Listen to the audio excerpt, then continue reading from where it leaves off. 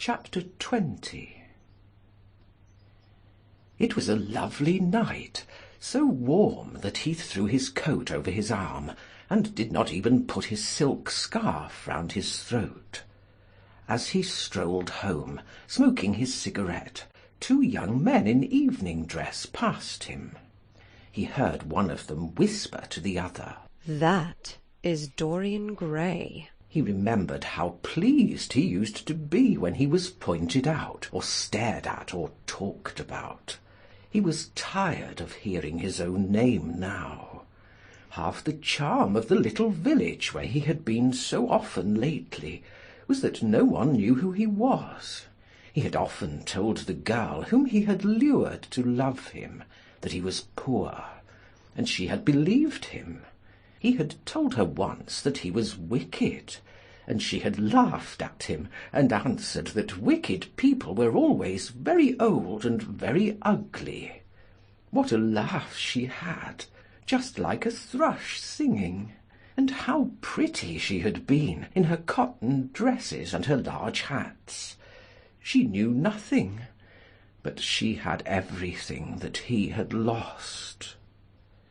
When he reached home, he found his servant waiting up for him. He sent him to bed, and threw himself down on the sofa in the library, and began to think over some of the things that Lord Henry had said to him. Was it really true that one could never change? He felt a wild longing for the unstained purity of his boyhood. His rose-white boyhood, as Lord Henry had once called it. He knew that he had tarnished himself, filled his mind with corruption, and given horror to his fancy; that he had been an evil influence to others, and had experienced a terrible joy in being so; and that of the lives that had crossed his own, it had been the fairest and the most full of promise that he had brought to shame.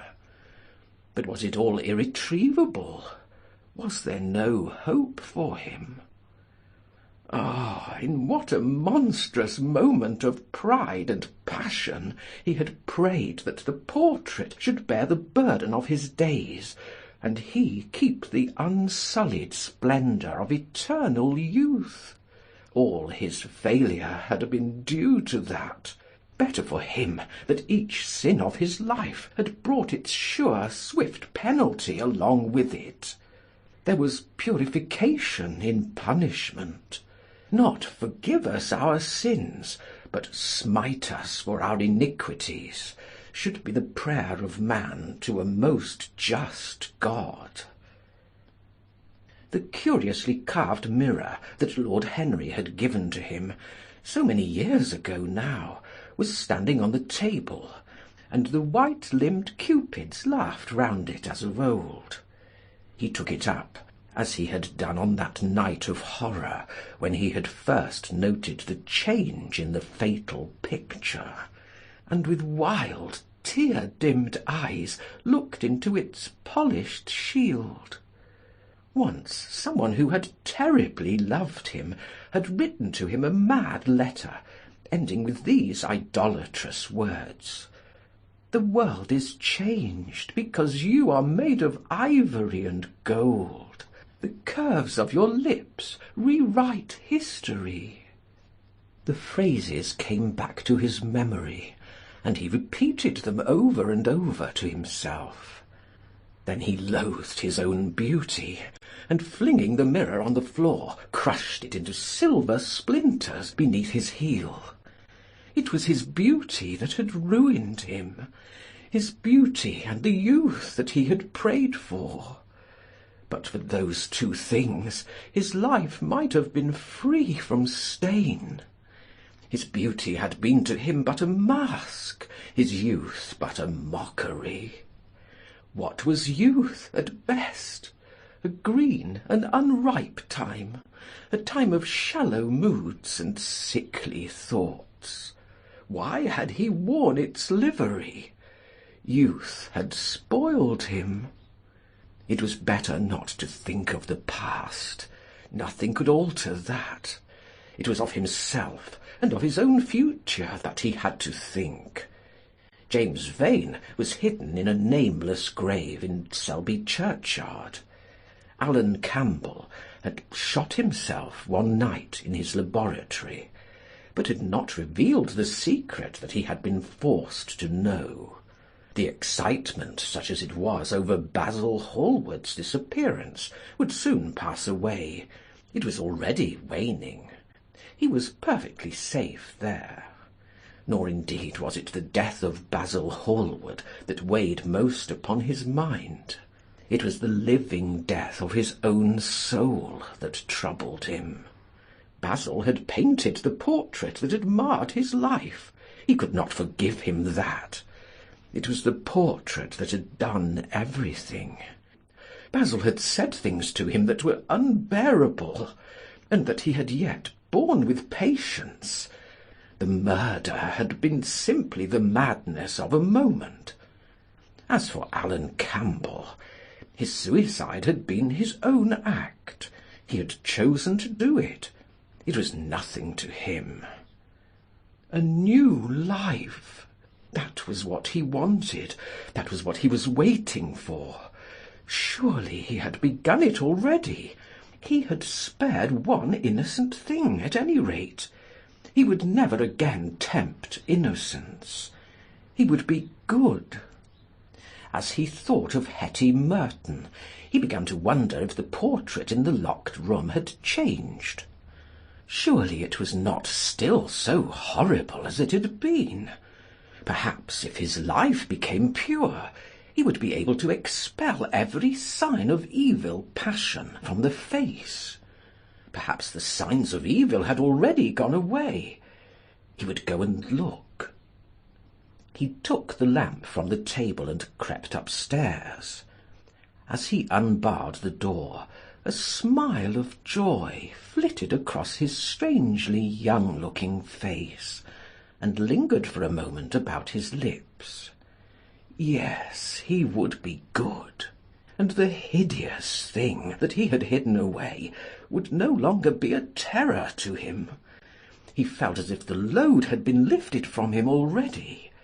He went in quietly, locking the door behind him, as was his custom, and dragged the purple hanging from the portrait. A cry of pain and indignation broke from him. He could see no change, save that in the eyes there was a look of cunning, and in the mouth the curved wrinkle of the hypocrite. The thing was still loathsome, more loathsome if possible than before, and the scarlet dew that spotted the hand seemed brighter and more like blood newly spilled. Then he trembled. Had it been merely vanity that had made him do his one good deed, or the desire for a new sensation, as Lord Henry had hinted with his mocking laugh, or that passion to act a part that sometimes makes us do things finer than we are ourselves, or perhaps all these? And why was the red stain larger than it had been? It seemed to have crept like a horrible disease over the wrinkled fingers. There was blood on the painted feet, as though the thing had dripped. Blood even on the hand that had not held the knife. Confess? Did it mean that he was to confess? To give himself up and be put to death? He laughed. He felt that the idea was monstrous. Besides, even if he did confess, who would believe him? There was no trace of the murdered man anywhere. Everything belonging to him had been destroyed. He himself had burned what had been below stairs. The world would simply say that he was mad.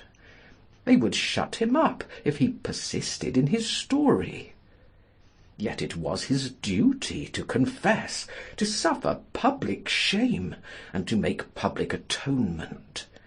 There was a God who called upon men to tell their sins to earth as well as to heaven. Nothing that he could do would cleanse him till he had told his own sin. His sin? He shrugged his shoulders. The death of Basil Hallward seemed very little to him. He was thinking of Hetty Merton. For it was an unjust mirror, this mirror of his soul that he was looking at. Vanity, curiosity, hypocrisy. Had there been nothing more in his renunciation than that? There had been something more. At least he thought so. But who could tell? No, there had been nothing more. Through vanity he had spared her. In hypocrisy he had worn the mask of goodness. For curiosity's sake he had tried the denial of self. He recognized that now. But this murder, was it to dog him all his life? Was he always to be burdened by his past? Was he really to confess? Never. There was only one bit of evidence left against him, the picture itself. That was evidence. He would destroy it. Why had he kept it so long? Once it had given him pleasure to watch it changing and growing old. Of late he had felt no such pleasure.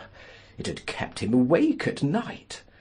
When he had been away, he had been filled with terror lest other eyes should look upon it.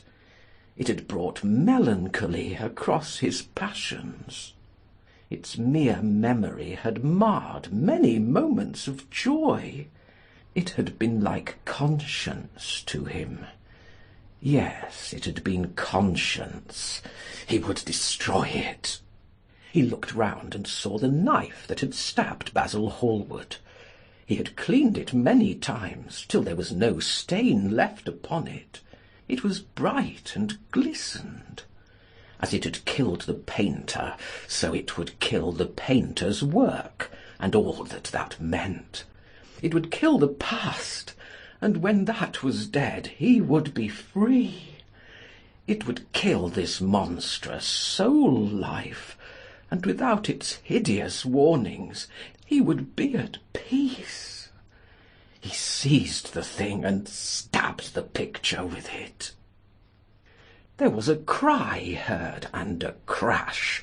The cry was so horrible in its agony that the frightened servants woke and crept out of their rooms.